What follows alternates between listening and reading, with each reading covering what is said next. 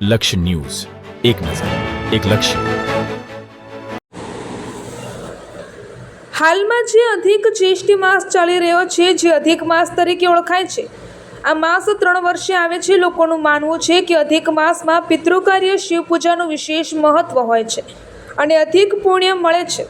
ત્યારે બોટાદમાં પાળિયાદ રોડ બ્રાહ્મણ સોસાયટી વિસ્તારમાં ભગવાન શિવના મંદિર પરિસરમાં ભૂપતભાઈ બહાદુરભાઈ બાયલ તથા ધીરુભાઈ દ્વારા તેમના પરિવારના પિતૃ મોક્ષાર્થે તારીખ 18/5/2026 થી તારીખ 24/5/2026 દરમિયાન શ્રીમદ ભાગવત સપ્તાહ યોજવામાં આવી હતી, જેમાં વ્યાસપીઠ પરથી બિરાજમાન કથા વક્તા શાસ્ત્રી લલિત પ્રસાદના મુખ વચનથી સંગીતમય શૈલીમાં કથાનું સુંદર રસપાન કરાવી રહ્યા છે.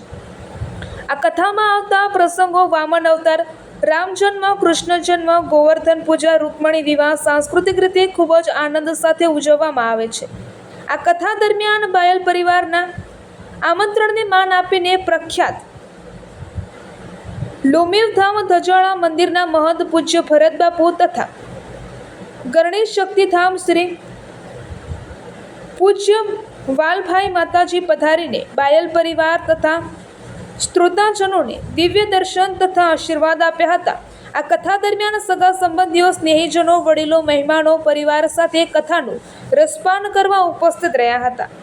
આ કથા દરમિયાન 7 દિવસ સુધી બ્રાહ્મણો દ્વારા મંત્રોચ્ચાર સાથે હોમાત્મક યજ્ઞ કરવામાં આવી રહ્યો છે. રિપોર્ટર રણજીતભાઈ ખાંચર, સાયલા.